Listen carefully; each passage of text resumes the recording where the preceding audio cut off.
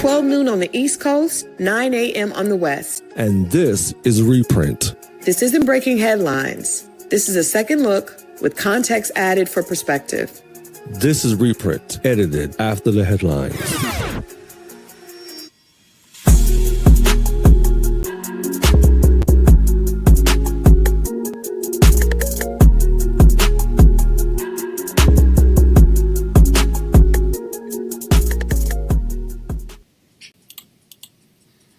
All right, good morning to the West Coast and good afternoon to the East Coast. This is the Reprint, and I am Crystal Jordan Jennings, editor-in-chief for Lennox and Parker, along with publisher Victor Flavius.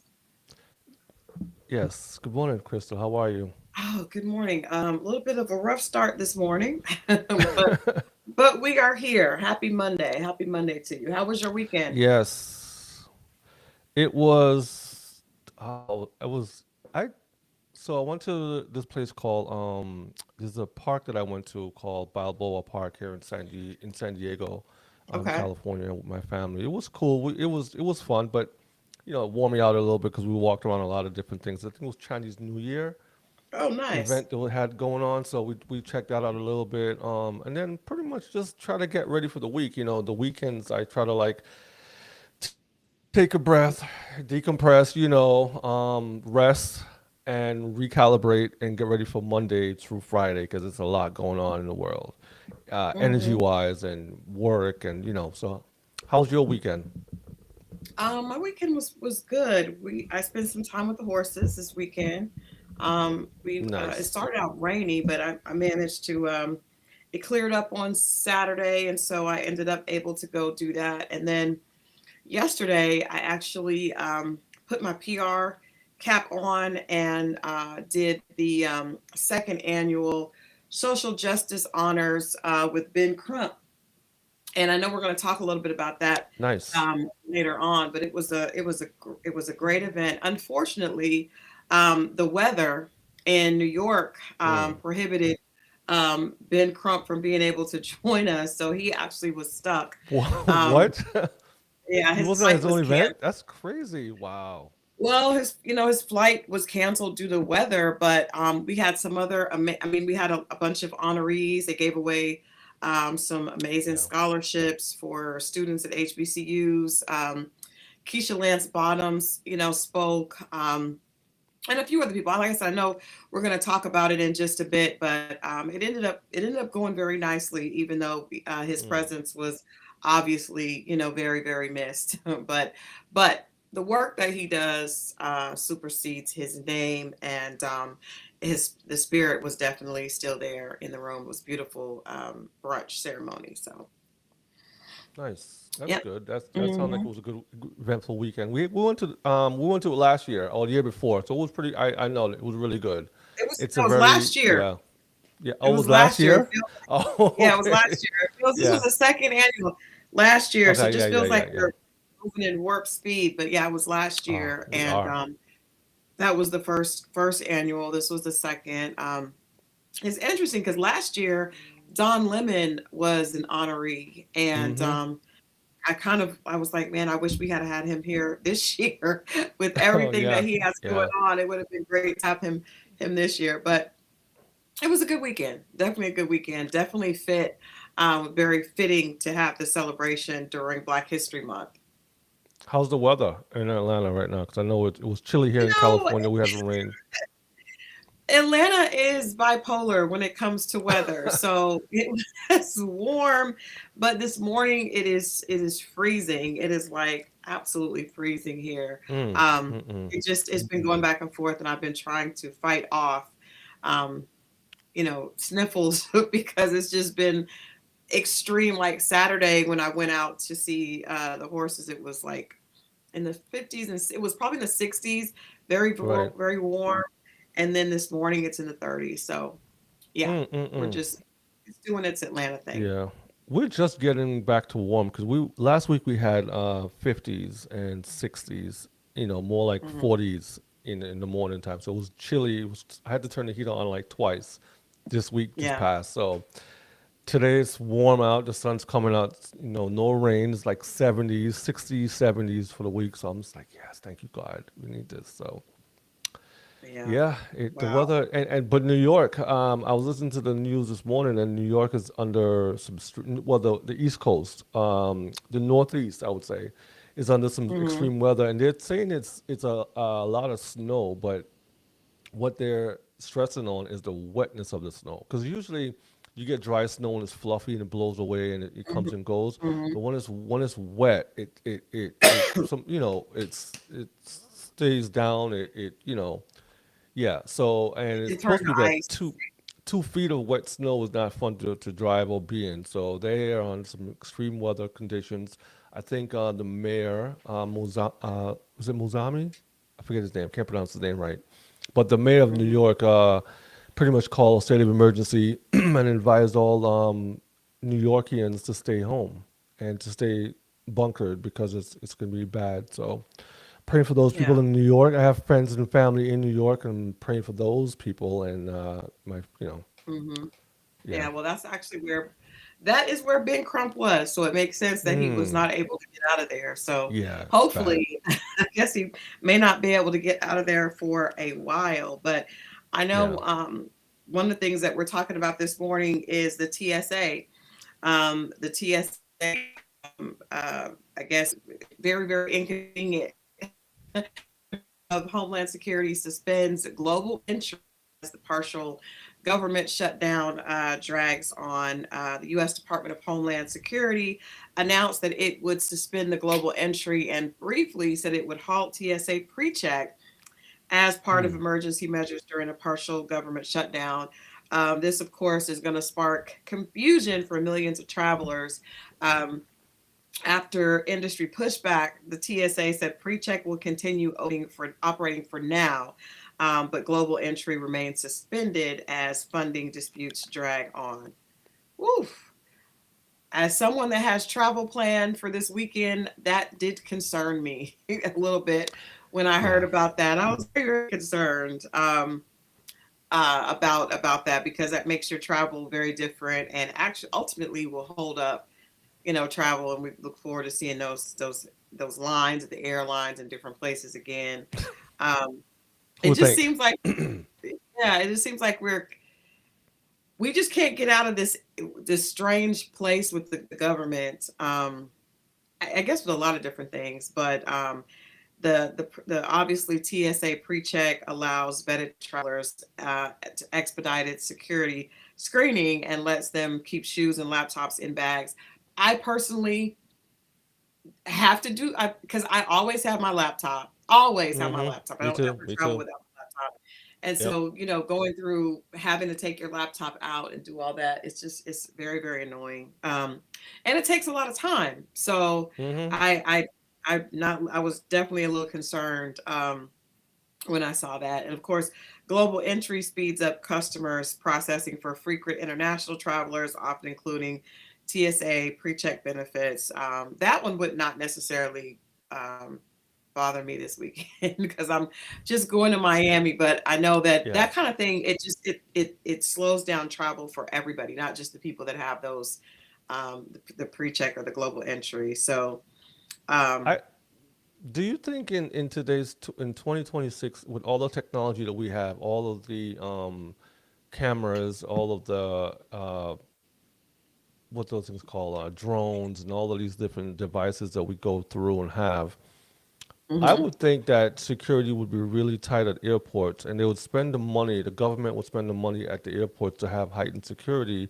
features put in place. So, but before you even step foot on the airport's platform, like say that open the doors, you probably already screened and checked already coming in. So I'm not sure if these measures it's effective. I think it's probably more of consumer based type of thing, but I don't know. I mean, and because you go to some airports and you gotta take your shoes off, you gotta take your laptop out, you gotta take your coat off, you gotta take your belt, you gotta take every jewelry off, you Yeah. gotta take everything off. And then you go to some airports and they're like, no, leave your shoes on, leave your Hmm. you can come through with stuff. I'm like, I don't know the difference as to why they do that and why some airports have a different, maybe because some are international, some aren't. or maybe because you're leaving, I don't even know, maybe because you're leaving an international airport coming into the main part of the America, and it's fine. Well, I Because if I also it could be from the numbers, right? So if you true, are at, I mean, I come out of Hartsville, Jackson. You come out usually out of LAX, so those are huge airports. yeah, Even though they do have international, they're just a large number of people, right? And yeah, so I know when I go to visit my son, who is in Traverse City, Michigan, very very tiny airport. I mean, they probably every time I go there, there's very few flights that are it's difficult to find a flight, and there's hardly anyone there, at the airport, and so. I mean, the parking is, you could pull up and get a parking space right in front of the airport. So yeah, they don't have the same security measures because it's just yeah. the number of people going through is a lot less. So I would think if you are scanning people when they first come in, if you have a lot of people, there's probably the opportunity to miss something with the larger airports and the people that are the more traveled airports. I'm just making just an educated guess. I'm not sure, No, but yeah. I mean, you're right, but it does sound like it would be the opposite, right? So I would think the other way around. I would think that the smaller airports, like where Stone is, it will be, less security or less security measures because the budget's smaller, less traffic. Whereas the big airports like LAX and um, Atlanta Hartsville, Airport, Jackson. Hartsfield, Mhm. Jacksonville would be a lot of security, a lot of measures taken to secure the grounds, and not just people on the ground, but technology as well too. So I don't know. You're right. Mhm. We're not professionals in that part, so we'll just Right. keep it Yeah. moving. Keep it Just keep moving. taking our shoes off and when That's when that asked. day. Hands in the air and turn And around and yeah, just oh my God. Can I say I I know. always every single time I go through the I'm not sure what that machine is called.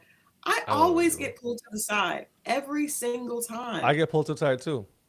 Do you really? Okay. Well, I Hmm. don't feel so bad because I'm like, I see other people I'm traveling with go through, they don't get pulled to the side. Every single time I get pulled to the side. It's like, ma'am, we've got to check under your arm or, every time. Yeah, yeah. I I thought get it I was just get me. checked. Yeah. No, Maybe it's just I me. got pulled. I got pulled in a few times, and I'm just like, what? And then, yeah, what? I would rather them check me knowing there's nothing on me than my bags, which again, nothing's in my bag. But the for them to That is true. for them to go through your bag, especially if you're running late on a flight, and then to stop and Hmm. check your bag and go through it, and then you're like Yeah. third or fourth in line, and then you gotta, So I've been there before one time, and I'm like, ah. Yeah. Anyhow, that's the I've had hassles that a of couple of times. spending money. Yeah, hassles of flying. I've had that a couple of times too. A couple of times it was me just having a water bottle. I think I had a water bottle or something. Just, Yeah. but that does take a lot longer and it's very annoying. Mm, And they have to I go know. through your, Everything, ah, and I know, right? Pull yeah, out all your stuff. You have to repack, and it's a repack. mess. Yeah, in front of people, try to zip it back up. Mine are usually like stuffed to the brim. Ah, don't want to think about it. Do you have a scale? Do you weigh your stuff before you leave? Because I have a scale at home. You get a scale. So what I we do need did to get was a we scale. bought it. We bought a suitcase scale, and what we did is we pack our stuff, and then you grab the scale, you hook it on the thing, you lift it up, and it'll tell you 50 pounds, 54 pounds, whatever. So you would know, okay, if you pack and what's the weight, 50 pounds, 50 some pounds, Hmm. and you're Hmm. under, then you're good to go. You're not overpacked. So yeah, we have a scale. I didn't even know you could do that.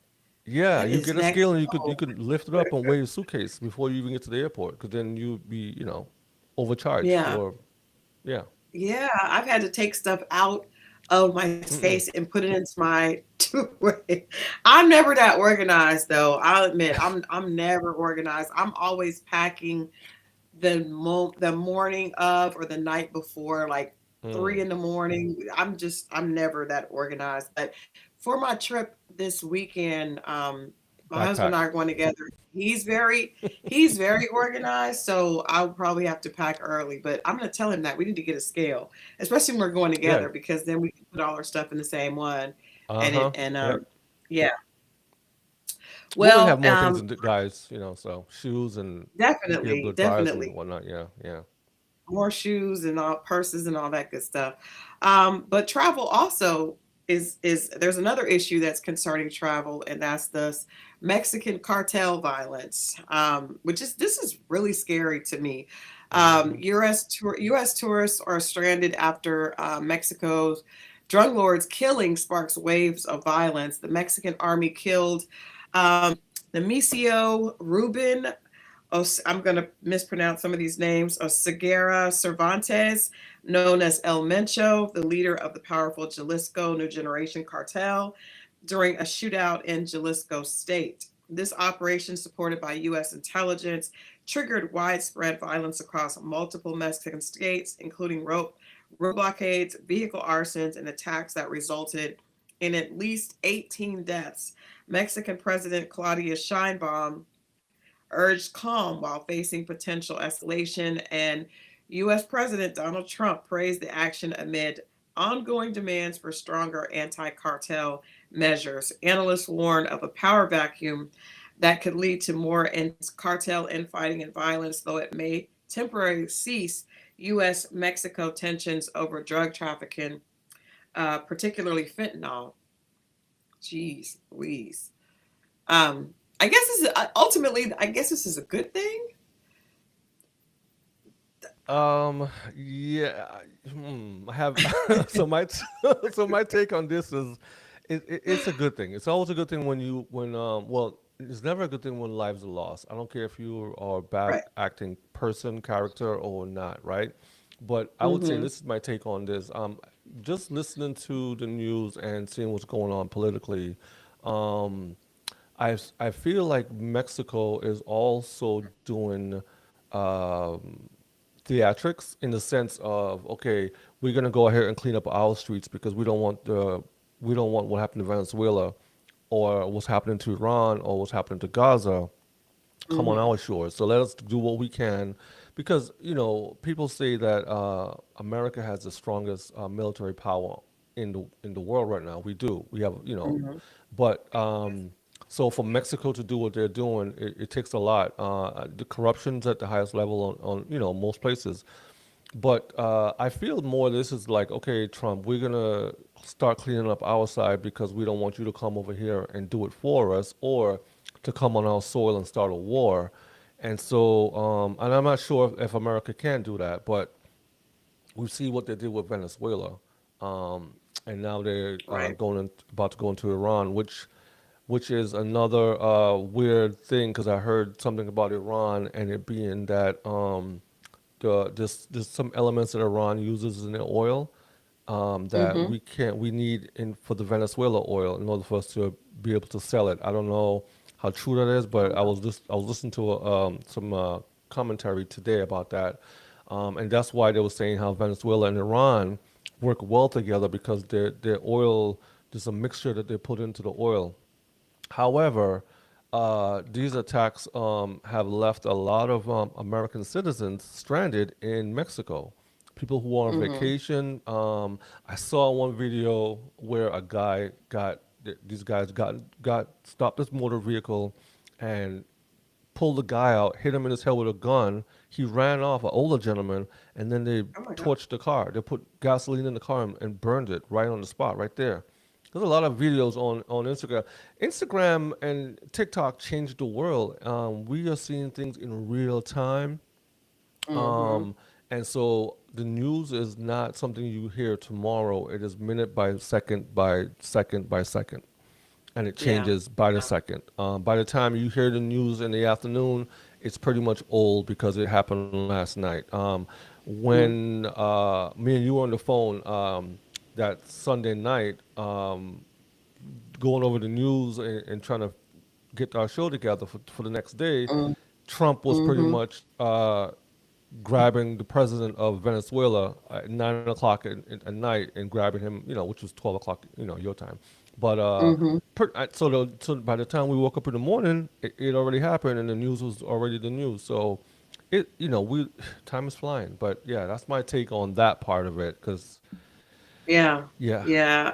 It is. It's interesting because to your point there, I was talking to a friend of mine that has been a broadcast journalist for years, and she was like asking my opinion on a few personalities that do news on like TikTok, and it seems like, I mean, that's where we're going. That's the, like you said, if things are happening in real time, by the time you wait, I mean, they used to have where we do like breaking news where the news Yeah. would, um, your regular programming would stop. But the reason that I don't even think that would be effective now is because No, people are on I their don't think so. phones. They're not in front of their television sets anymore. So breaking news comes to you through TikTok, it comes to you through Instagram. And the only problem with that is one of the reasons that we try to, start the reprint is because when you look through, TikTok, most news, segments on TikTok are short and very, very salacious. You see something that gets your attention, but you don't get Yeah. the context. I think specifically with Instagram, you see captions that are not always don't have a lot of information. It's a lot of pictures, and they're usually very emotionally triggering, right? So you see something like Yeah. that, and it starts a chain reaction without the full context. So I think that it's good in a way that we are able to get news in real time, but it's also kind of scary because you see images like the ones you were talking about happening in Mexico that can be very troubling. And then I'm sorry.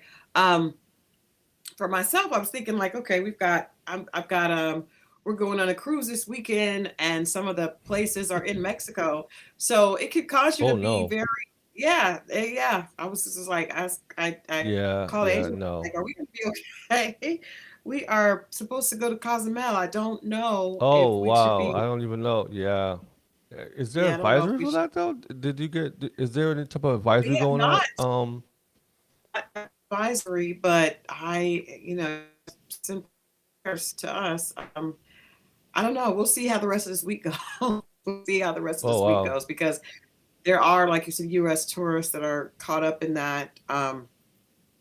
But sometimes you do see things that it can frighten you out of just from seeing the image and not know exactly the full context of that. This is probably going to Yeah. sound crazy, but that was just very strange to me that the president of Mexico, her name is Claudia Scheinbaum. Is that a Jewish She's name? Jewish. Yeah, she's She's Jewish. oh, She's Jewish. okay. Yeah. I did not know that. Oh That yeah. is Yep. Yep. Jewish lady. Mexican Jewish. Yeah. Hispanic Jewish. okay. Yeah. Spanish Jewish. Yeah. Okay. Okay. All right. Okay. Well, Makes sense we're now, gonna right? move Yeah. on. Yeah. It's like, okay. I saw that last name and I was like, am I reading Yeah. this Yeah. Yeah. correctly? The Did not connections. know Yeah. that. Did not know that. Something very uncomfortable happened at the British American Film and Television Arts Awards. During the ceremony, John Davidson, a Tourette's advocate whose life inspired the nominated film, I Swear, experienced involuntary vocal tics, including expletives and a shouted racial slur, the N word, as Michael B. Jordan and Delroy Lindo presented an award. Host Alan Cumming twice addressed the room, explaining the outburst as uncontrollable symptoms of Tourette's and asking for empathy. We No. know that Michael B. Jordan and Delroy Lindo were there presenting on behalf. I mean, they both were in Sinners, and that film we talked about it a few weeks ago. Swept at many awards this year. That what did you think when you saw that, Victor? No. No. First of all, I mean, first of all,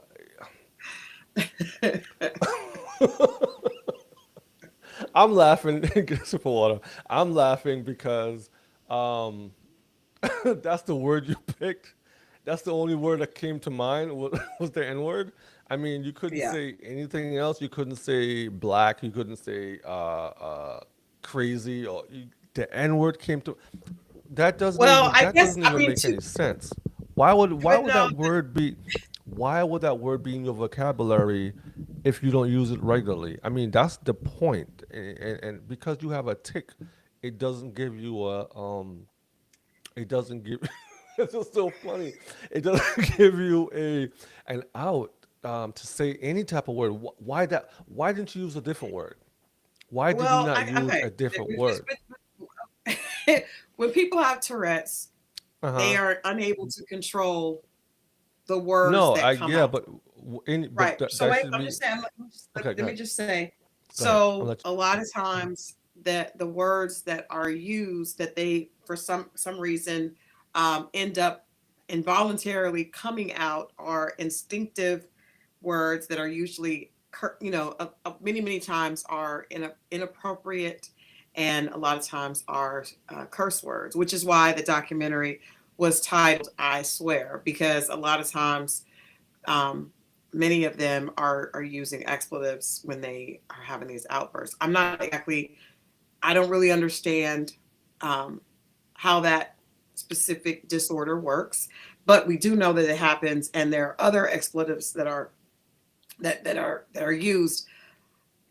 But I will say it does seem very convenient, but it feels like if that's what's instinctively in you, that would come out, right? So I think when I hear, because I've heard other situations where people had outbursts, and a lot of times it's like things that people would say in their head but not say out loud, and they end up saying it out loud. You guys, anybody buying this? Right? no, we're not buying that because no, no, no. What you said is true though. What you're saying in the mind is out loud. Right. But yeah, there's no Tourette's doesn't give you a place to discriminate or to say mean or hurtful or derogatory or anything like that. Because if it was a woman, now hear me out. If it was a woman on stage and you used the Hmm. B word or you called her the S word, Hmm. or whatever you called her, whatever, out her name other than something magnificent or great, he would have been. Okay, man. No, what I'm saying is like if it's in you to call somebody a derogatory term or name, it's in you. Hmm. And however it comes out, whether it be whispered, Tourette's, it doesn't make But see, I I'm don't think laughing you can because it's say just. that, but that was unfortunate. But No, I think that you can separate. You can separate the two because I don't it's think you in you. can. It wouldn't be in your vocabulary if you didn't say it. But It okay, would have just like been. the lady we talked about last week Okay. that worked for HGTV that was swearing under her breath, right? Yeah, yeah. And she It's the same said the thing. first thing she said was, "Rick, can you?" Right. So I think it's like what you probably have inside Right, instinctively. right. Like if you see someone, you may automatically think a descriptive word about them, but because we are, I don't know. of I don't know. relatively sound I mind, don't. I we don't can know. keep I ourselves yeah. from saying that out loud. No, but What even if you were listen. unable to control? Did you ever see that movie where Jim Carrey, I can't remember the name of it, but Yeah, Jim I know. Carrey, he could not stop himself from Liar, saying liar, what he liar, thought. liar, liar. Yes. So I feel like it's kind of like No, Tourette's is kind of like no, that. no, no, no, no. Victor. No, because hear me out. Hear me out. Hear me out. Hear me out. This is a good discussion. Hear me out. If I'm standing next to a person, let's say it's a person that doesn't smell good or a person Right. that I think is That's a good one. unattractive, it Okay. doesn't come to my mind to say Because you don't have Tourette's. You don't have no. Tourette's. That's not the It point. is. I'm It not. really. No, no, no, no, no, no, no. Hear me out. I'm not thinking. I'm when you walk up on someone who don't smell good. Yes, you are. Yes, No, you are. no, I'm not. No, I'm If not. you, I promise Victor, you. I if you promise had you. It's not. Tourette's, and you walked up next to someone that stunk, you would say it. You would say it. You would say it. I don't. I don't know. I don't know. You do. You would. But hear me out. He's Okay. sitting in the audience. Mhm. He says the N word during the live taping. I don't understand why it was on his mind. It wasn't on his mind. I think it's what if just. the person no, but what if the person was gay? What if the person was I ugly? think He it was would an all. I ugly think it man. would have Then happened then too. I think it. I I don't think it would know. have happened then too. I I think don't it know. would have That's happened then. This is a I think tough it one. would have I happened don't then. know. Miss Rell said he's heard before and is consistent in his vocabulary. I'm sorry, but there's no valid reason to use that Yeah. specific word No. while two black men are speaking. I Nope. agree, but I think if you have Tourette's, you're unable to stop yourself. I think if a person had Tourette's Yeah. and they walked up on someone that smelled bad, they would definitely say it as well. But the point is, Mm. I think the bigger point, just it was strange to hear and it made me laugh. But the thing is that racial prejudices and stereotypes are alive and well within us. Many people, even if they don't say it, specifically, I think people towards people of color. I think it just is it's ingrained there. I don't think there's a Yeah. way to get it out. I think when people feel comfortable or when people are it uncovers what is already there. And I think, I'm not saying that that's what happened here, but I do think, like I said, Tourette's, you're not able to control what comes out, and that is what is in there. So that was That's really, I'm unfortunate. sure, humiliating and embarrassing for Michael B. Jordan and Delroy Lindo. Not just because it totally took over that moment, and it was difficult to watch. It's funny because it says his life inspired the movie film I Swear. So pretty Yeah, much yeah, and it came and it full circle. definitely it just full circle, full circle. My goodness. Yeah, I just hate that people that Michael B. Jordan and Delroy Lindo had to experience that. But it Yeah. says, does this moment genuinely advance Tourette's understanding, or does it risk reinforcing stereotypes? I think to what we're saying, it definitely reinforces stereotypes. Inclusion in high profile events, better protocol. I don't know. What do you think they could have done to prevent something like that from happening? I believe he was there because I don't know, was he being honored? I'm not sure if he was being honored, but he obviously, was there because of his contribution to his personal project, I Swear. I don't know. How I do you don't think they know. could have dealt with that? What I want to say good morning to the chat. How everybody doing today? Thank you for joining us. What would I say? Isn't this show? Wasn't the show recorded? Wasn't it? It wasn't live. These shows are recorded, so this No, could have I think it was. been. It I was. believe that it was live, but obviously most of what we saw was um, from Yeah. recordings from people's phones, and Okay. things Maybe. like Okay. that. Oh, so that's what that was. Okay. So maybe they have to leave it in. I don't know. There's not much you can do, right? So first of all, there's no fault on anyone but the person that blurted out. Well, I don't know if Because you can one, fault on them if they have to. no, you have to take responsibility for your actions. You can't just be like, but you don't. First of all, we don't see black people calling white people out their names. We don't. Victor, that's not true. That's not true. That if a Where black person where? has Tourette's, wait. If a black person had Mm. Tourette's, I'm not going to say a slur. So, No, I'm gonna no, no. say- No. I hear you. I I'm I'm not not saying saying Tourette's. I'm saying in general. I'm just saying in in general. general. We're not. We could think something or we could whatever, but we don't normally go that. We don't normally go there because see, my thing is this. No, Okay, I I understand don't it. agree with I that. understand. I understand the hold on. I understand the Tourette situation. I get that part, right? Because Mhm, that's a mhm, disability, right? But I'm mhm. saying in terms of using a word that you know hurts people. And so when you use a word that you knowingly know historically was derogatory and hurts people, and you use it in a way or use it at a time or a place where you know it has impact, that's what I'm saying. Now, if you use the word, let's say you have a white friend or a black friend and whatever in your personal space, whatever, but when it comes to public speaking or Mhm. public spaces or places where the media is, to me, that tells me it's different, right? Like the woman who got caught on tape, like what's her name? The the TV show lady. Yeah. She was using it amongst her friends, and she felt Well, safe she and was comfortable using it using it. while she was in production, and Right. So she, that's why she right. was So fired.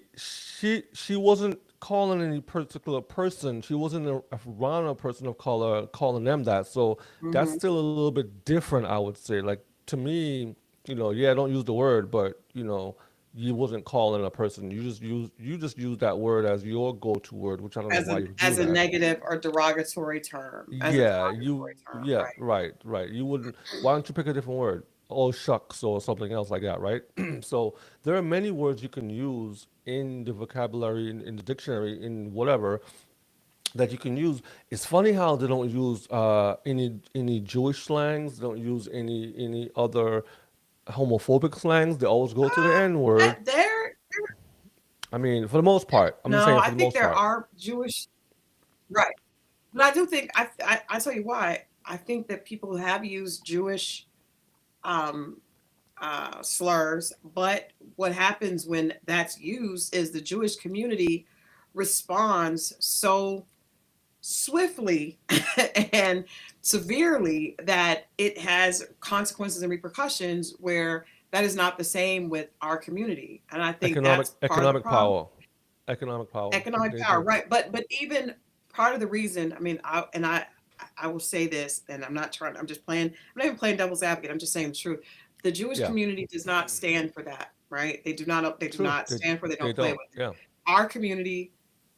It's not just about economic empowerment. We also have made the word. We have turned the word into a term of endearment amongst each Yeah. other. Yeah. So it's a Yeah. little different than their Yeah. community has not turned their slurs into terms of endearment. So you You're right. can't, You're right. You're you right. know, you can't really connect those two.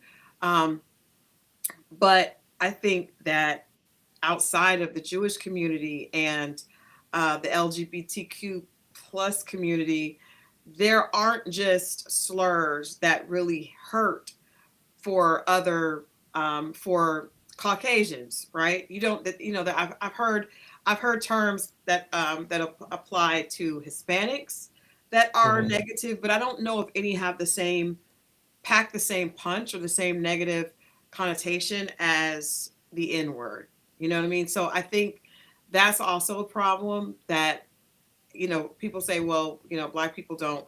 I think it's hard for us to. We're always reactive, but I don't think that there are slurs towards Caucasians that have any sort of power like that. Like if I remember Chris Rock did on one of his stand-ups, he said, we watched look at a white person and called him a cracker. I mean, cracker doesn't have the same Yeah. No, it doesn't. impact Yeah. as the N word. So, and then I said, like I set up with our community making that word a term of endearment and a term of like inclusivity within the culture and using it in music and things. It's a little bit more difficult for us to be as Yeah. you know severe in the way we react to it being spoken. And It's actually, unfortunate. You're I've right. seen more times than not the companies, because I remember Paula Dean, and there's been different celebrities that have been canceled for using the word, but usually that's by a corporate company that is not a Yeah. black company. You know what I mean? Like, usually it's them trying to disconnect from negative publicity. Yeah. We're like, where's Paula Deen at next week? We need her food. We need her restaurant. Why is it closed? Yeah, Yeah. She said, what? Man, please, let's get this food. yeah, like that's what I'm Yeah. saying. So like that, the Jewish community does Yeah. not respond like that. They No. respond like off with your head at the point.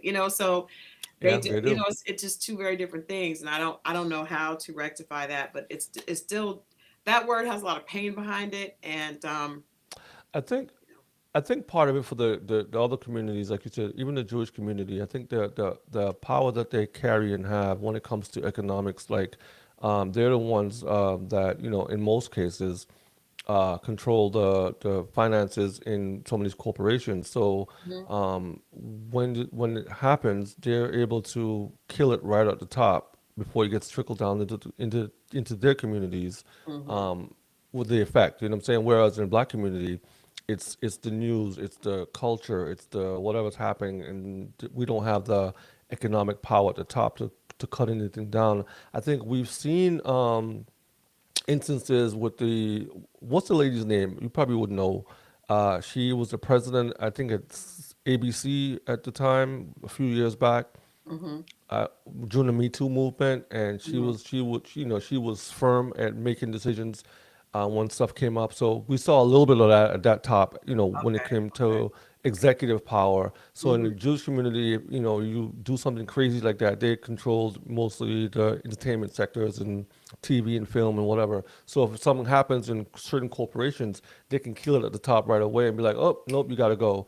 So Mm-hmm. by the time it gets to the community, it's already been dealt with. Our Yeah. community, we don't have that type of power where it's like, okay, I'm not excusing what you said was 100% true. Mm-hmm. We play around too much with our own stuff. Right. But the other side to that is psychological, right? It's almost like Facts. we almost had to do that in order to be, it's almost like laughing instead of crying. Yep. I You know what I'm agree. saying? Yeah. Because there was a point in time when that name was so bad that, and I'm not advocating for people who use the word or just throw it around, but there Mm-hmm. was a point in time in history when we were called those things, and then it became a term we use in our community before we start to see economic empowerment in our communities. We didn't have the ball players making millions of dollars. We didn't have the celebrity, the women, which we'll talk about later, that were millionaires and Mm-hmm. going to college. So there was a period in our history, I would say, that word had to be some form of like, okay, we need to we need to remove the power that it took from us and use it for ourselves. So now we're Mm-hmm. at a place right now where we Mm-hmm. have more economic empowerment. We should Right. change and do different. So yeah. I agree. I agree. And I think there has to be something said to our community's ability to take a negative thrown at us and take your Yeah. lemons and make lemonade, right? So I think that is a strength that we have, because we do not have the economic empowerment. So we were We able don't. to take something and make it our own. Like, I'm not going to allow you to use this against me. I'm going to make it something that is so that takes a certain ability and creativity and strength that I don't want to dismiss. Yeah. Um, Yeah. but moving forward, as you mentioned, there's good news. We have some positive news. A lot of negative news in the news period, but it always makes us feel good to share some empowering news, and that is we are talking about Black History Month, and in recent news, Black women-owned businesses generated over $118.7 billion in annual revenue. That is huge That because we is were able huge. to do that, to generate 118.7 billion in annual revenue. That is with us only receiving 34% of institutional funding. So that makes that number even Wow. bigger, exponentially larger, because we do not receive funding at anywhere near the same rate as our counterparts. Achieving revenue partly with peers could add roughly 400 billion to the U.S. economy annually. This emphasizes that Black women founders demonstrate resilience, efficiency, and growth. The only thing that we're lacking is aligned capital and not capability. Um, I think this is it's just a powerful statistic. I remember a conversation that I had maybe 2 years ago, or I guess 2 years ago, with Robert F. Kennedy Jr. when he was announcing Yeah. his candidacy for the independent ticket. And one of the things that I asked him about was the idea of reparations, because that is something that has evaded our community for whatever reason, that's been given to other communities. But when it comes to African Americans and reparations, there's always, oh, we can't do it for this reason or that reason. With other communities, that has not been the case. And what I told him is, I think that the only thing that we have an issue with is economics, right? I think we cannot stop racism. And that's one thing that I mentioned in the interview, and he agreed. Racism is not going to stop. People have their own predetermined and pre-assigned ideas of who other people are in the country. And I I don't think you can change the way people teach their children. You can't go in and institutionalize a different mindset. But what you can do is level the playing field when it comes to banks, lending, um, home buying opportunities, and things that affect the overall wealth of our community. And I think we look at this number and see what Black women owned businesses have been able to do in spite of being um, all the red line and bureaucracy that works against us when it comes to lending and even in mentorship and in positioning, because this is not just the opportunities don't just stop when it comes to institutional funding. There are also the idea of another business owner. White business owners have opportunities with other business owners. There's programs that they are um, put into and mentored in a way that our community does not have.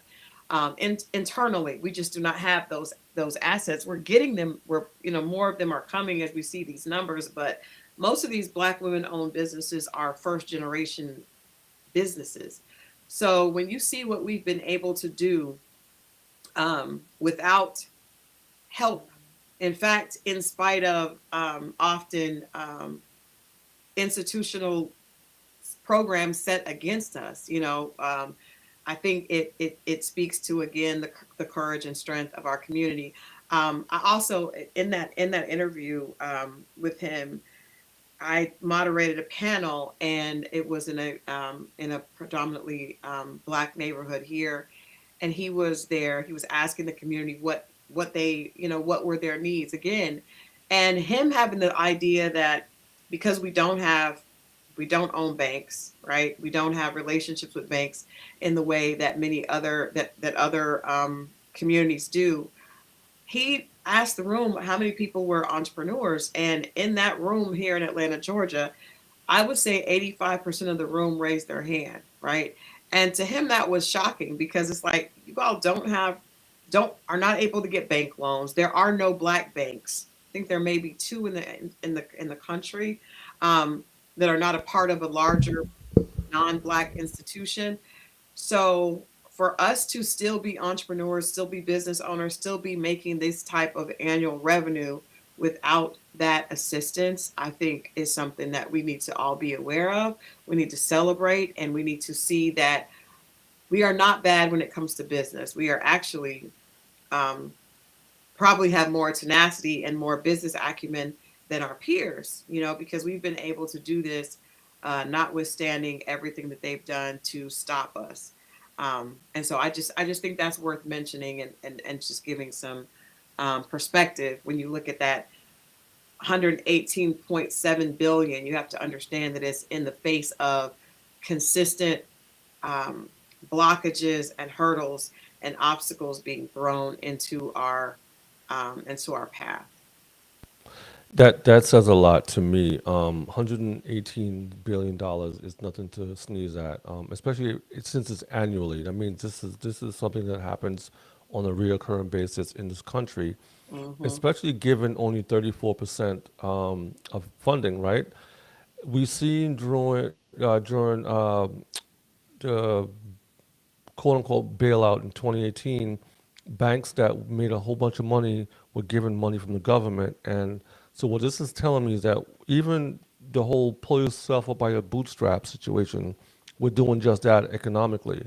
And for a person to go to university, graduate, come out, start a business, and as a collective, you know, have almost $200 billion in revenue annually in this country tells me that that is the money that keeps this country flowing. Because it's not the big corporations take their money, and so a big corporation will take their money, get tax breaks, Hmm. pocket the money, pay their board members, and send the money offshore to make products and to hide their money offshore. Hmm. So onshore, on American soil, $2 billion of money is what's keeping this country flowing. With this is only women. This is not even talking about the male side, men's side of things. So you Hmm. just imagine, we could say maybe a half $1 trillion that Black community contributes to this country, and that's what's keeping this country flowing. Because again, we're not large corporations making cars and different things in different countries. We're making our stuff here. We're employing people here on the soil, and so this is an amazing accomplishment for our community to have, especially Black women, because the rates that we see our community, the strain we came from under with the crack epidemic and civil rights movement, slavery, we're talking 2 generations ago. Mm-hmm.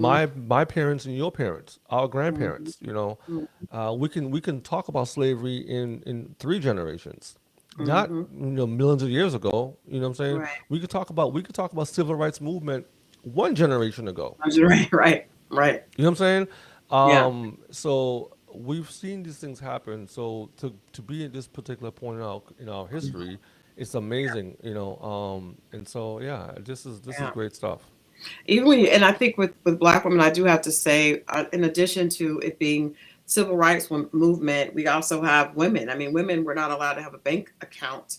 Um, Yeah. you know, in the time that our parents were alive. So it is definitely, I think, extremely impressive to see the what has been done and what continues. And I think that this is not to celebrate Black women and not celebrate Black men, but I do think that it stands to be seen that often there are different challenges in business that women have, that are there through gender that we have had to push through in addition to race. So I just thought that was definitely something to be proud of this month. And then also I know next month is National Women's History Month, and so we'll be celebrating some more of that as well.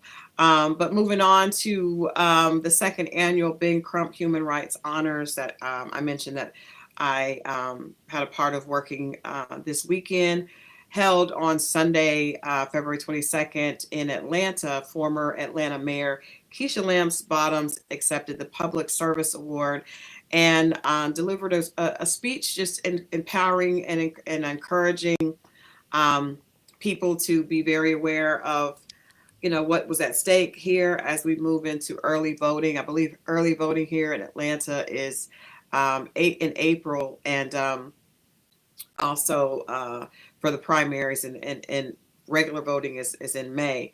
But one of the things that Keisha shared and at the event yesterday is that she was at an event prior to coming to the human rights honors, and with Gavin Newsom, and he did give her his endorsement for governor of Georgia. So I wonder, what do you think, if you think that will impact the her governor's race, having Gavin Newsom, endorsement is something that she's really excited about, and I think that is a big deal. We know that he has a lot of impact and influence in the Democratic Party. So I just wonder, what do you guys think? Do you think that her having this endorsement um, will that change this race, or will that add to her ability to impact outside of Atlanta, Georgia, outside of Atlanta? What are your thoughts? My thoughts on this is, so Keisha, Mrs.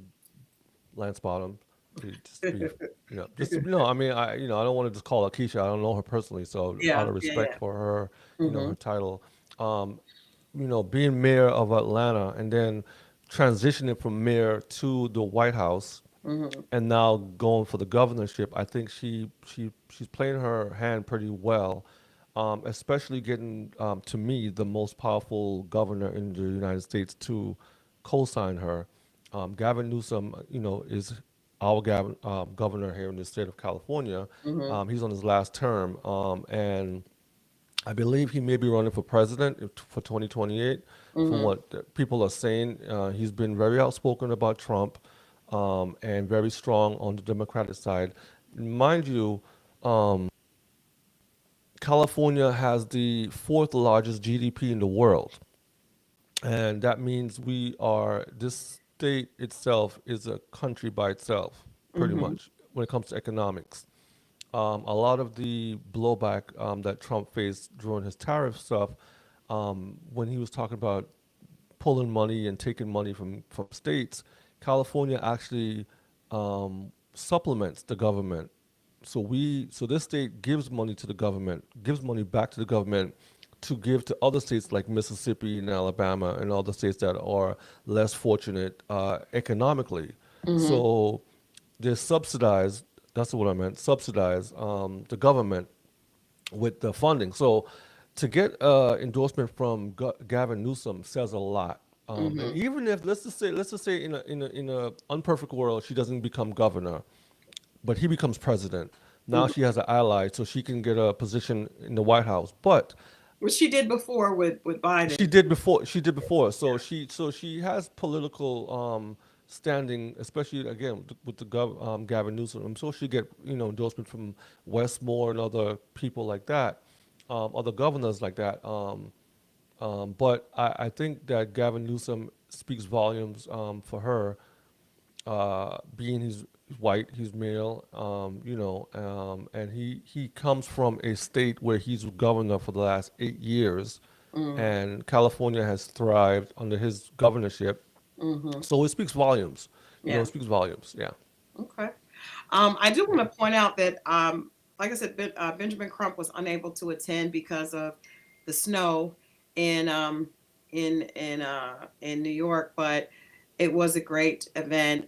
Bishop Talbert Swain was awarded the Faith Based Activism Award, and he was very, very. He had a wonderful acceptance speech. I really enjoyed him.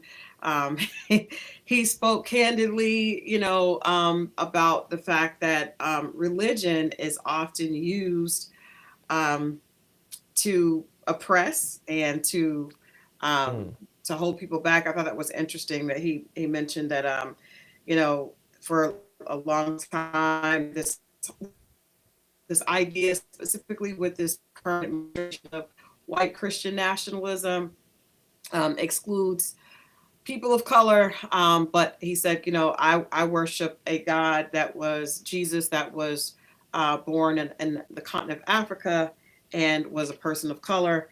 And just being very candid about that. And that's very, I think it's, religion has, especially Christianity, has often been used to manipulate, but just kind of bringing people back and yeah. making us remember what that is. Also, Dr. Tiffany Crutcher was awarded the Equity and Justice Award. She spoke passionately about her brother's murder by police years ago. Terrence Crutcher, um, his life was taken at a police stop with his hands raised. And she said that her brother's life and his legacy will be used in the nonprofit that she has to help others. But I did not realize that he had a twin sister, and Mm, just heartbreaking. I cannot imagine her, but she's very influential speaker, and it was just a really beautiful ceremony. Shouts out to Keisha Walker and Insights Marketing for that event. Just a really good event that reminds us. And I think even though it was initially scheduled for January, I think that having it in February was great because it was a part of Black History Month, and so I just want to say that was a wonderful. You guys can look at a recap. We'll have a recap on Lennox and Parker, and then and there were also some a great CBS Atlanta came out and did great coverage talking to Keisha about the reason that they partnered with Ben Crump, but just reminding people that civil rights and it's not something that we should be looking to other people to do.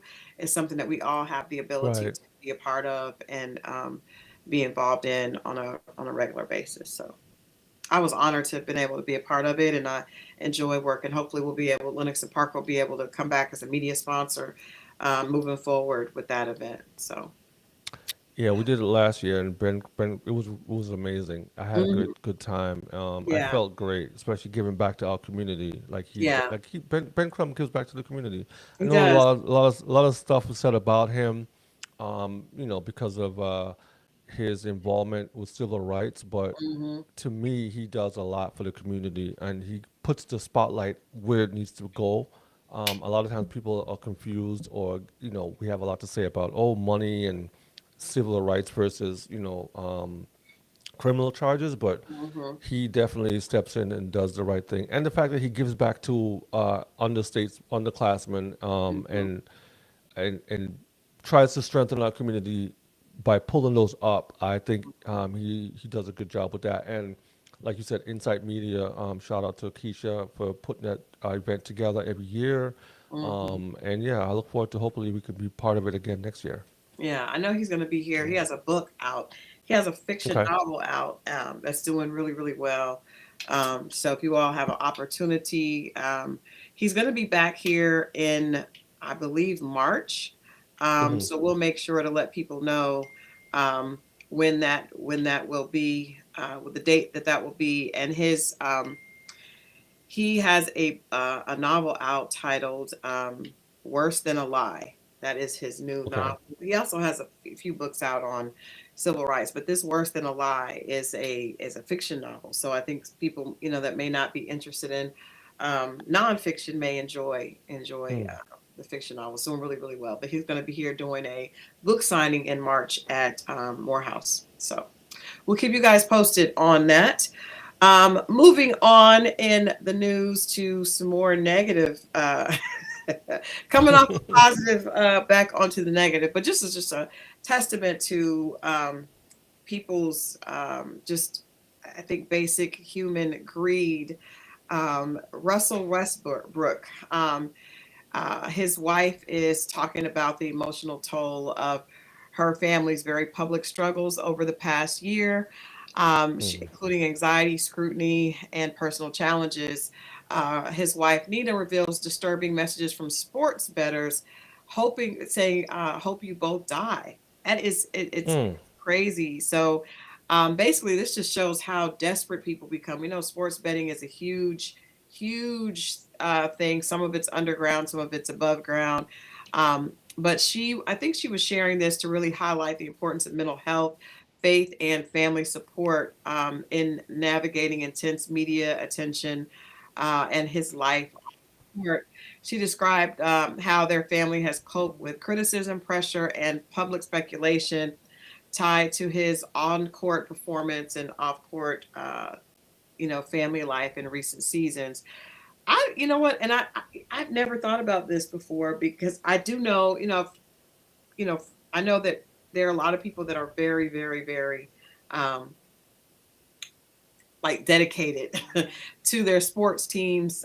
Some of them are that way because of um, the betting and I guess expanding their money. But I think that in this situation, you never think about how that affects the actual athlete, and hearing that people would be angry at his performance on the court and would send death threats to not just him, but him and his family is just, it's very unsettling. Very It's unsettling. crazy. Yeah. Yeah, the whole betting gambling situation is kind of weird to me because there are a lot of people who are suffering from gambling. Gambling is an addictive It is an thing, addiction. and Hmm. and then you mix that with sports. So you have a person that is addicted to sitting in front of a TV or going to a game, and Hmm. you have the diehard fans who spend all their money that they spend their waking hours, they spend all their money, they become super invested into the team, emotionally invested, into the team. They wear the jerseys, they watch every game, so their sense of entitlement comes to that level where it's like, okay, I'm investing my time, and Hmm. we know our time is our currency. I'm investing my physical money. A lot of homes are broken up because of that type of stuff. I'm investing my energy into these Hmm. games, and now I'm investing my physical hard-earned cash into these things. And now you're not even playing the game that you sign up to play. And so a lot of these people feel upset because they're like, hey, I'm spending my hard-earned time and money on this game, and you're not even showing up to the game to play. but Hmm. you're making all this money based upon whatever the team gives you. So I could understand that, but this country is suffering from mental health crisis all around the board, and then you add gambling to that, money to that, it makes it even worse. You Yeah, know, it's and sad. they're making it easier because we see how social media has ruined a lot of lives. I don't know how many people died from social media or been affected from social media. Would it be bullying at first or whatever? But now Hmm. we're seeing that these gambling platforms are on our phones, and it's easy to just pretty much swipe left, swipe right, put attach your Cash App or your whatever Apple Pay or whatever to it. Simple swipe and add, sign up, and then click the button, pick a few names, and then there you go. And so it's easy to blow your money, and you don't have to go to. The crazy part is you had before your time, you had to get dressed, get in your car, wait to get paid, and then you have to go down to the casino, place your bet. You have to, first of all, you have to be of age to get into casino. Hmm. Now it's all like a game. It's on your phone, Yeah. and it's advertised during halftime shows, advertised whatever. So now gambling is at your fingertips. It's a lot easier, Hmm. and we know how the brain works. The dopamine in the brain is like, oh, I want instant, instant, instant. And so Hmm. what happened is that now you're bypassing that part of your brain, reasoning, thinking, because they make it fun, they make it into a game, and Yeah. so now that's affecting people's mental health because you're you're taking the stuff off of the you're taking steps away, from there being a barrier. So yeah. Yeah. It's that's crazy. I do know I know a lot of really passionate sports betting people, but I just never thought it could get to the point where people are giving death threats. But you mess around, people, money causes people to act out in Yeah, crazy yeah. ways. So, um, ending today's news information. This story was crazy to me, but I think it's also kind of speaks to where we're going in the future. A CBS News segment highlighted a woman who says that she exclusively dates AI chatbots instead of real people. This decision was made after she said, I guess she'd been hurt and she's looking for emotional Hmm. safety, compatibility, and connection without the messiness of traditional relationships. Um, this woman explained she prefers relationships there because she enjoys them. There's no risk, and she feels emotionally safe. I saw this and I actually went down a rabbit hole, and there is a documentary out on Amazon Prime called Smiles and Kisses You, I believe. And it is about a man that is in a relationship with a AI. It's a doll, right? That is Okay.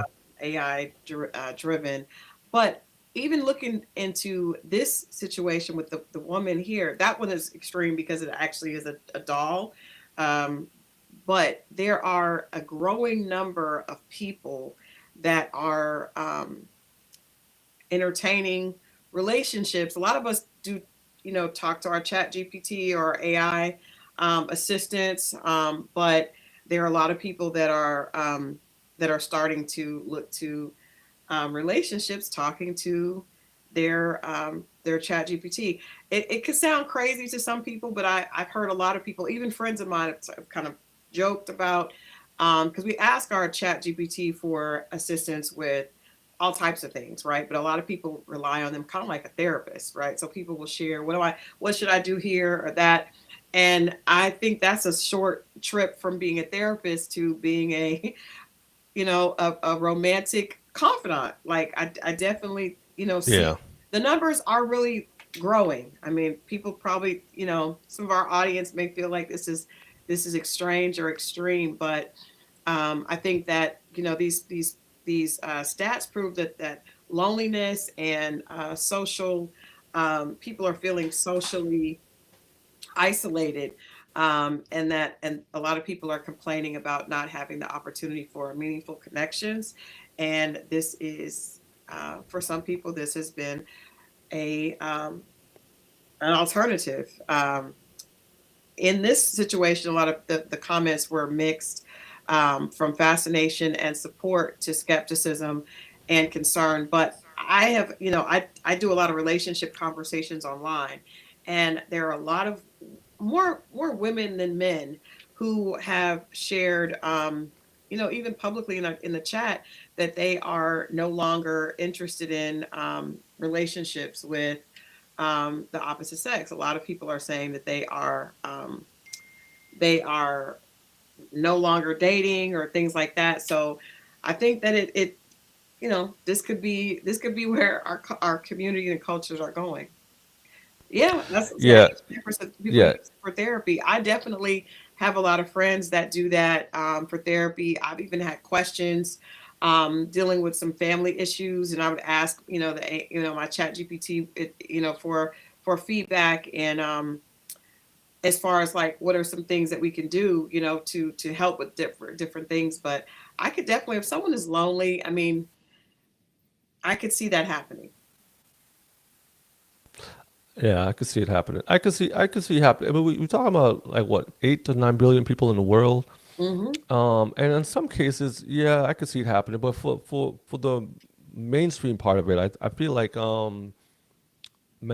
mental health is serious in this country and around the world, Hmm. and a lot of people are suffering from mental health.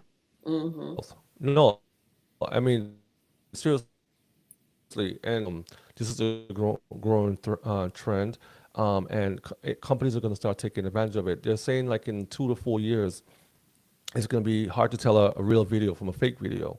AI is taking over Maybe not that even two to serious. four years. Listen, there's a community that I mentioned to you before that's called, I think it's called Chatbot or whatever it is, but there's an AI community that only AI talks to AI. They have a religion, they have a I heard about language, they have all this that. stuff. Yeah. So it's to that point. And I also have seen over the years where Asian companies have created these sex dolls, right? Mhm, And that was the mhm. first part of it. But we know what's coming. And I'm not saying it's going to happen in the next 5 years, right? But we know that in the near future, 10, 20 years from now, because these things take time to get into mainstream society and become a norm, whether we like it or not. If you think about this, 5 years ago, economists and people in the tech space were saying, hey, AI is coming, and they were saying that voice is the next thing. Mhm, And people were like, "Well, what do you mean by voice? Think of it now. Look at most homes. You have Siri, you have Alexa, mhm. and so some of these cars, some of the homes, some of the voice is the next thing. So you walk into your home, hey, turn on the music, turn on the TV, open the blinds, set the temperature, do all of the stuff. Mhm. And so what's happening now is we're seeing that the world is changing around us and it's becoming more acceptable. Think of this, right? 10 years ago, who would think about Instacart or Uber Yeah, Eats? yeah. In what country, in what world? But now Uber Eats and Instacart is like the normal thing. Mhm, We start seeing these new autonomous vehicles, mhm, mhm. picking people up, dropping them off. So the world's changing, and in 10 years, will ChatGPT or will the GPT or will the world be a place where we go to? Yeah, because we're technically right now training everything. We are We training are, but these I do. models. I think that people are going to start doing this. I especially for people that are lonely. Like Yeah, H. Amber yeah, said, I the can see it. immediacy of it. If you're lonely, I mean, I will admit, when I talk to my Chat GPT, a lot of times I will ask for help with like organizing a Yeah. script I'm working on, and I mean, it talks back. It seems like Hmm. a real person. It really does. It's like, this is Listen, great, Crystal, I, and I'm like, okay. yeah. I'm the same way too. I'm in a car driving. I'll say, I have a thought. They say, hey, and they say, yeah, what are you thinking? And I'm talking to it, and talking back to me, and I'm like, Yeah. okay. Sometimes it doesn't get it right. Sometimes I have to like, Yeah, it doesn't. But like you said, move it it's along. learning. It's learning But us. yeah, It's but at learning us. least but at least it helps me with my process, my thought process, asking the right question to get the Mhm, right answer, to understand. But also, it's how you use the Chat GPT. It comes down to mental health again. Like I mhm, use mine as a supplementary type of situation, whether it be for mhm, graphic design or whether it be for whatever. I use it as a mhm, supplement to like help me, move the process along or to get it better process. I don't use it as the main thing. Some Mhm. people do that. Some people say, okay, well, let me take this and do that. Say, hey, I have an idea. I need to write a letter to Crystal about something. And I write a letter and I said, you know what? Let me put it in chat to make sure it's cleaned up or whatever the case is so I get the right process through, with the right thing. And so you have to know what you need. It's like anything else you use in the world, Yeah. but But I the think day is coming. The day is coming. it is, I think the day is today. I just got a alert. Single women have hopped on a new trend of abstaining from any romantic or intimate Ooh, relationships with men, including dating and casual hookups. That is a trend. And so with women deciding that this is no longer serving them, I do think we all have there's, loneliness is yeah, a real thing, so I think if you cut something off, this could be an option for a lot of people, but yeah, as yeah, crazy as it sounds, but I just thought that was interesting and something that we definitely needed to yeah. pay attention to. I know we have there is a politician. Politics are changing as well. Um, Politics are Hmm. changing. There is a new politician, right? That Devontae Hill is Yeah, announcing his candidacy um, in for Tennessee's ninth congressional district. Now, what's interesting about Devontae is he is one of the youngest um, community leaders, on the records, on the books, I guess now. He has spearheaded large protests in Memphis after the death of George Floyd. But he is very young. He's definitely not the traditional um, politician. And I know we have an interview coming up next week with our politics and communities editor with him, but it's definitely going to be interesting. So I would just tell people to yeah. tune in. I don't want to give too much of it away, but he's very young um, and very different, and definitely is going to. This is going to be a change in the way we look at politics and politicians. We've been saying that there's. I heard a lot of people complaining about the fact that there are congressmen and congresswomen in place that have been there for decades, and a lot of they feel like they're out of Forever. touch. Yeah, And so I think this is the beginning of change. We see that in politics anyway, the way that politics are handled, yeah, arguments between parties going viral and being less than professional in some of the ways they are presented. So I think that there's definitely a change that's needed. And young people are definitely need to be a part of the conversation. So I would say stay tuned for that interview. He is looking at Devontae is looking to take on incumbent Stephen Cohen and Tennessee State Rep Justin Pearson. It's going to be interesting. yeah. Looking forward to that interview. Looking forward to speaking. Hearing that interview. At least I would say. Yeah, Yeah. definitely. All right. Well, we've gone a little bit over. We got a little bit of a late start, and I do notice on my YouTube it is definitely the wrong heading for Yeah. That's all right. today's reprint. But we'll get that fixed. And we just want to thank all of you for joining us today. And we definitely have some changes coming up to this broadcast that we think you guys are going to enjoy. Specifically in March, we have a lot of new updates, and this is going to be a entirely new reprint Yeah. for you to join, and hopefully this community continue to grow. Remember, you can always learn more about what we have going on. We would welcome you to visit lennoxandparker.com. Actually, you know what? Before I get out of here, I do want to give you guys the Black-owned business of the day. Our Black-owned business of the day is House of Jewels. House of Jewels Von J. They are a lifestyle and wellness platform that celebrates entrepreneurs, creatives, and professionals. In addition to curated products and services, they host events and feature leaders in the community. But I know they have those mink lashes and those unique signature shades that are available. So please visit them on Instagram, House of Jewels Von J. We just want to send them some love. And if you have a business that you would like to be highlighted here at Lennox and Parker, please send that to hello@lennoxandparker.com. And we want to make sure, like I said, we're going to be doing this every every day on every Monday, Wednesday, and Friday on the reprint. We will be doing a highlighting a Black owned business, and we also, of course, will be doing um, Yeah. our inspiration of the day.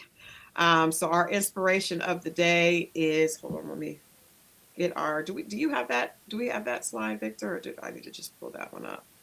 I don't have that slide. Okay. Let me pull up our inspirational quote No, of I the don't have the day slide for that time. that is provided by Snap Yourself into a New Reality. And Snap Yourself into a New Reality, there is a inspirational quote of the day up every day. Today's quote is, "Are you a point eight person? The world only moves forward because a few people refuse to let an idea go." And so that is letting you Mm, know that there are only 20% of people would not be, there's always one person who doesn't just improve their life, they change the direction. So that is basically a formula. The 80/20 principle suggests that 3 times to 100 people, you can actually, if you apply the 80/20 principle 3 times to 100 people, you can see how the world actually gets built. Everyone consumes, some people maintain, fewer build, even fewer design, almost none originate. So if you want to be one of those people mm, that don't just listen, that don't just pay attention, but actually originates. The point eight person is defined by vision and persistence, the willingness to carry an unfinished possibility through fear, uncertainty, doubt, skepticism, and delay. This is where willpower becomes misunderstood. Willpower isn't hype, it isn't intensity, it isn't trying harder. It is the ability to hold a vision steady long enough for other people to see it, join the movement, and help it manifest. And so we encourage you to visit snapyourselfintoanewreality.com and to be one of those people that actually help things manifest. And that is the inspirational quote for today. Look forward to seeing you guys right here at the reprint. nice. I like that. 9 a.m. on the West Coast, and of course 12 p.m. here on the East Coast. We love you guys for watching, and we look Yes. forward to seeing you on Wednesday. Have a beautiful week. Get it started off to a beautiful week, and we'll see you guys back here midweek. Yeah. Okay. See you.